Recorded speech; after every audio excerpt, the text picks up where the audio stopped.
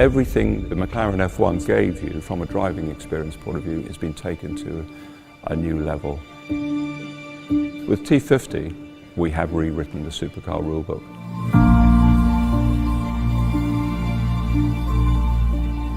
The normally aspirated V12, the highest revving engine ever made, the fastest response time, the highest power density of any engine in it, and it will have the best gear change. The car at 980 kilos is about half a ton lighter than the average supercar. And the aerodynamics, we steered clear of having very obvious ducts and aerodynamic forms. And actually the fan has been the element that's allowed us to keep the car pure. The interior of the T50 is absolutely even more focused than the F1. The feel of the switches, the haptics, everything is machined from solid. The whole experience of not just sitting in and driver focus, we've just taken this to a completely new level for high-speed cars.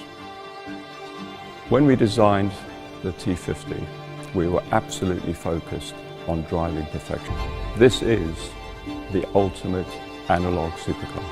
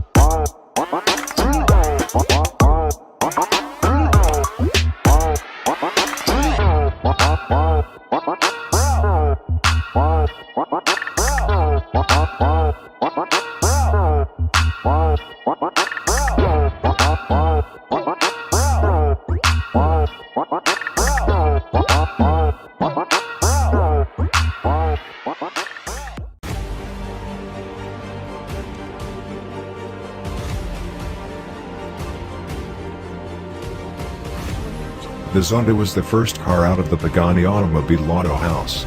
Years ago, production should have ceased, favoring the Huayra. Instead, Pagani has come out with many different special editions of the Zonda.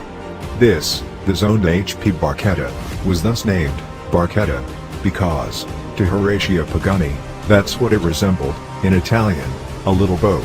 Its frame is entirely formed of carbon fiber for an ultralight body and zippy, speedy feel. It's blue tinted, it has a minimized windshield, and it stands only some 21 inches tall, 0.5 meters, at its tallest.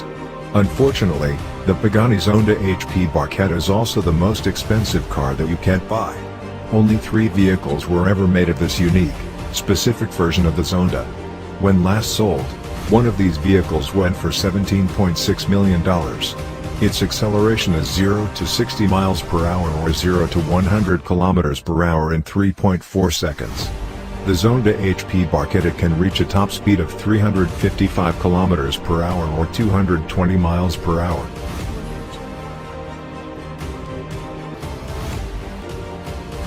In 2019, Bugatti made a brilliant branding decision when rolling out their latest supercar. Instead of a flashy introduction and name geared to thrill, the French manufacturer opted for a restrained, minimalistic, and instantly iconic title, La Voiture Noire.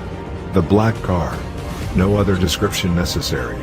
Although, going into details doesn't interrupt the awe of this gorgeous vehicle with a sky-high price. It's got a carbon fiber shell that's sculpted by hand, a quad-turbo W16 8.10 liters engine that produces 1,500 horsepower, and an acceleration of 0 to 100 kilometers per hour, 0 to 60 miles per hour, in 2.4 seconds.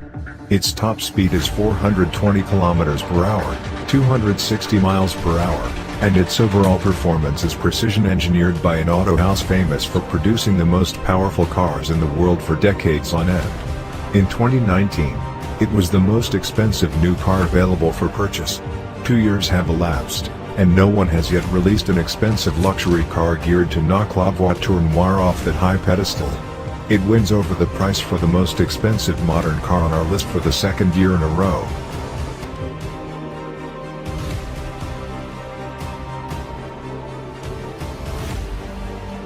The most expensive car of all time, we turn to history. After all, if you're investing in a gorgeous supercar, it should be one that can tell you a good story. In 1964, the 250 GTO won the Tour de France automobile, marking the 9th year in a row that Ferrari won that race. Only 36 of these cars were made between 1962 and 1963, the specific Ferrari that's the most expensive in the world, at an unbelievable $70 million price point, was victorious not only in the Tour de France, but it also placed in the Le Mans.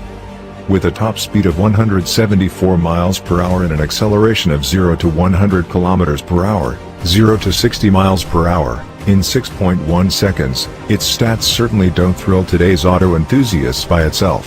However, in the 60s, it was the fastest in the world, and, now, decades later, it remains the most expensive car in the world of all time by a long shot.